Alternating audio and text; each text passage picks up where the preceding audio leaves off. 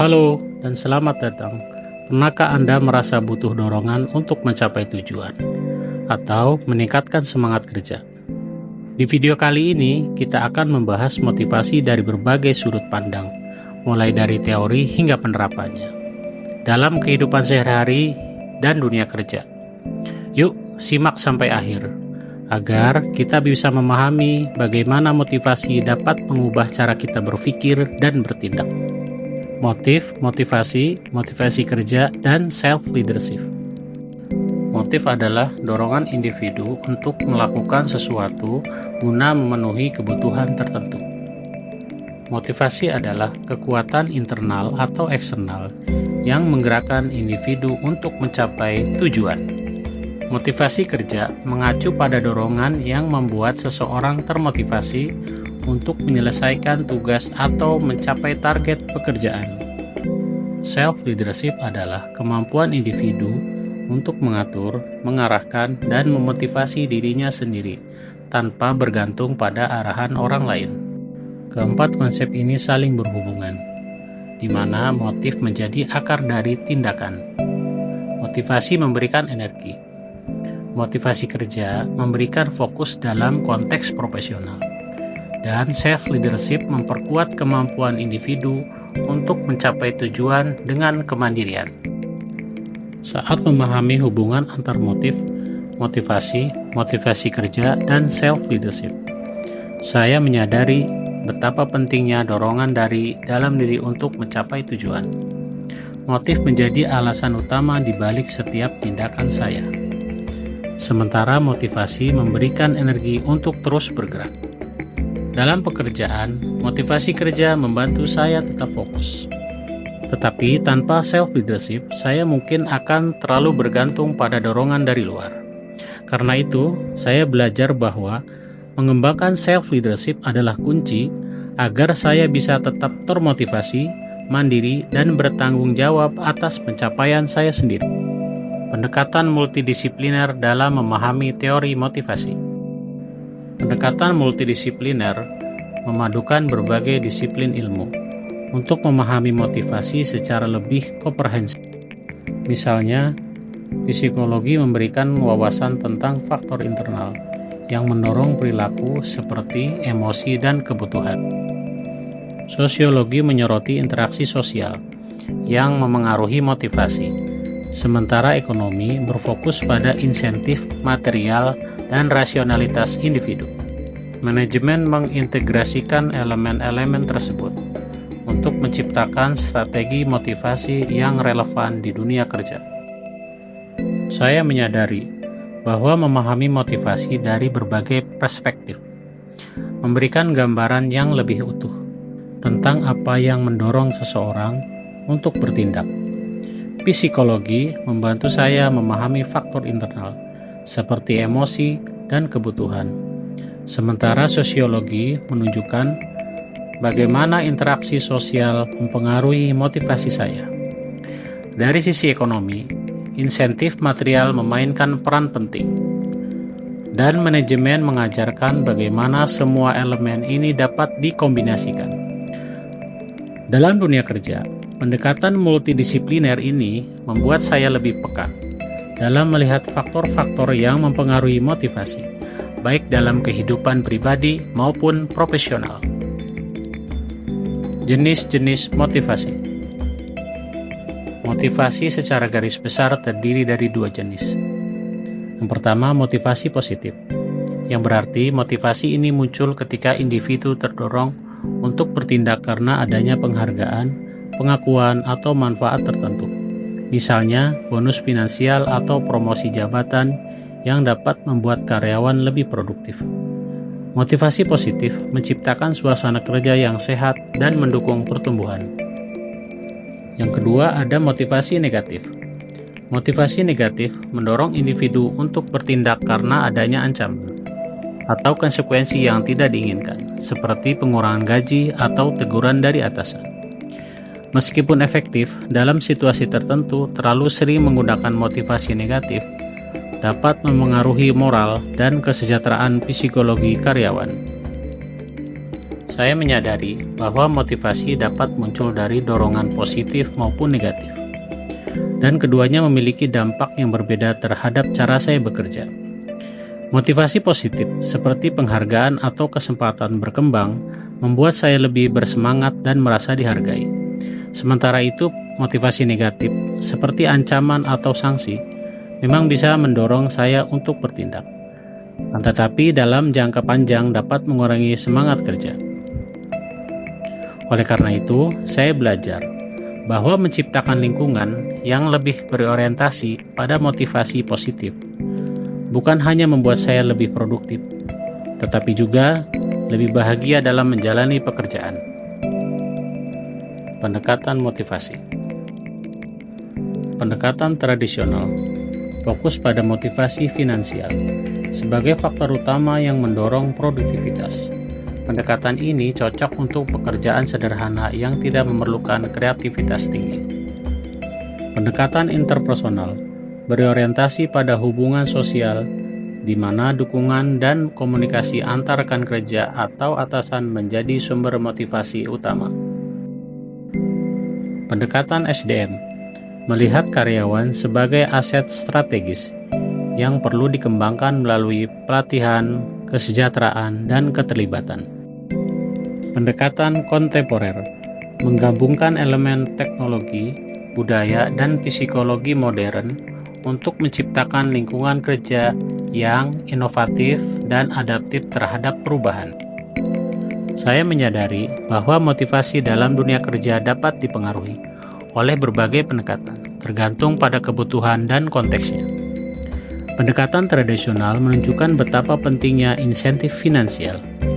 Tetapi, dalam pekerjaan yang lebih kompleks, hubungan interpersonal dan dukungan sosial menjadi faktor yang tak kalah penting. Pendekatan SDM mengingatkan saya bahwa pengembangan diri dan kesejahteraan juga berperan dalam membangun motivasi jangka panjang. Sementara itu, pendekatan kontemporer mengajarkan bahwa teknologi dan budaya kerja yang adaptif semakin relevan di era modern. Dengan memahami berbagai pendekatan ini, saya bisa lebih bijak dalam mencari dan menciptakan sumber motivasi yang sesuai dengan kondisi saya. Teori motivasi.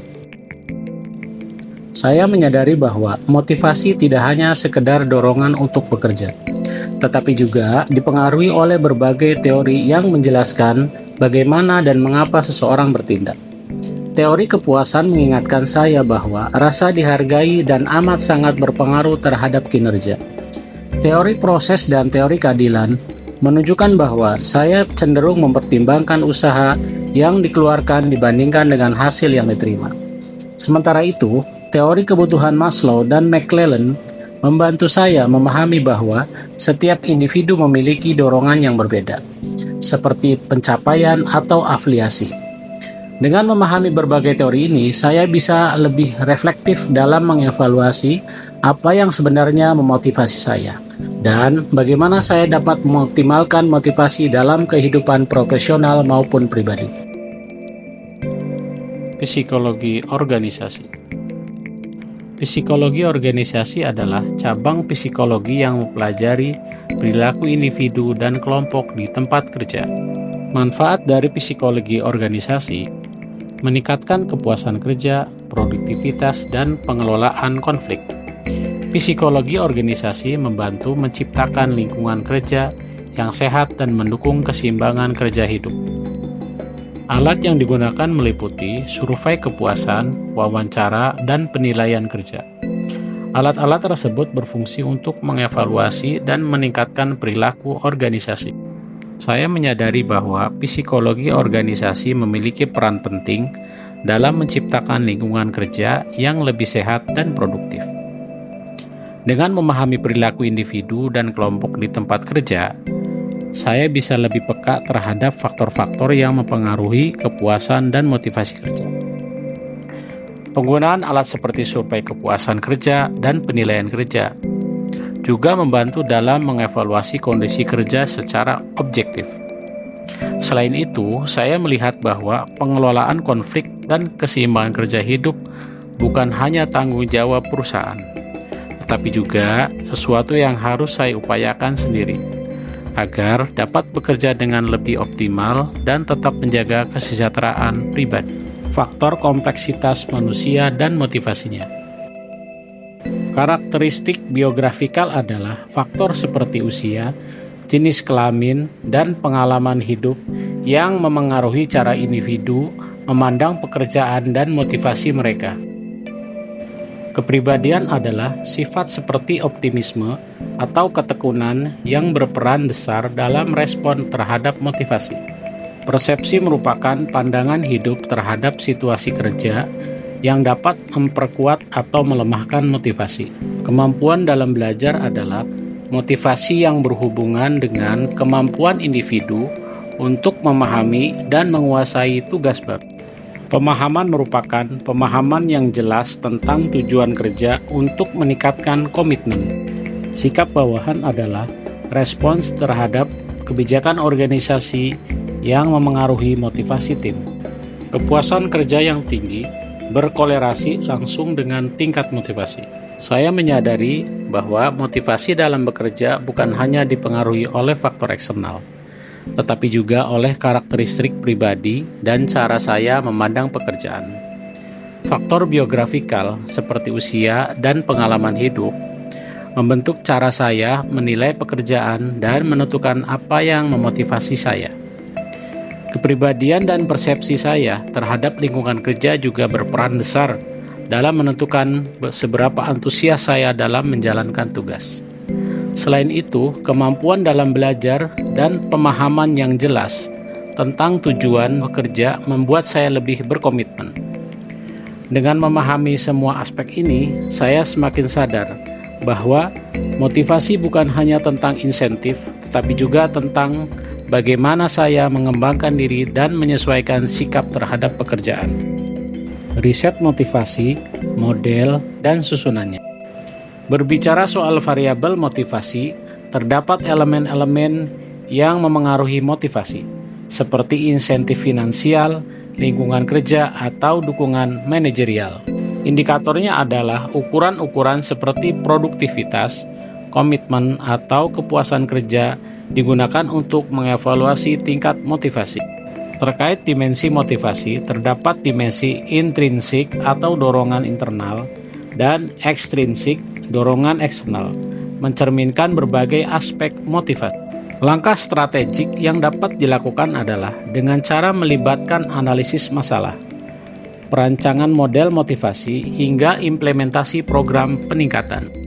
Cara terbaik untuk meningkatkan motivasi dan kinerja adalah dengan cara pendekatan strategis seperti pelatihan, penghargaan, dan komunikasi yang digunakan untuk mendorong produktivitas. Saya menyadari bahwa motivasi dalam bekerja bukanlah sesuatu yang muncul begitu saja, melainkan dipengaruhi oleh berbagai elemen, mulai dari insentif finansial hingga dukungan lingkungan kerja. Menilai motivasi melalui indikator seperti produktivitas dan kepuasan kerja membantu saya memahami seberapa termotivasi saya dalam suatu peran. Selain itu, memahami perbedaan antara motivasi intrinsik dan ekstrinsik membuat saya lebih sadar akan apa yang benar-benar mendorong saya untuk bekerja lebih baik. Dengan pendekatan strategis seperti pelatihan dan penghargaan, saya dapat lebih aktif dalam meningkatkan motivasi diri sekaligus mendukung rekan kerja untuk mencapai kinerja yang lebih optimal.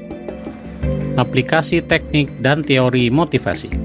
Dalam kehidupan sehari-hari, motivasi membantu individu menyusun prioritas, penetapan tujuan, dan mengatasi hambatan.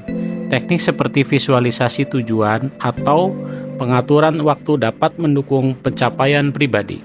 Dalam dunia kerja, teori motivasi diterapkan dalam pemberian penghargaan, menciptakan lingkungan kerja positif, dan mendukung perkembangan karir karyawan. Hal ini penting untuk memastikan produktivitas yang berkelanjutan dan kepuasan karyawan.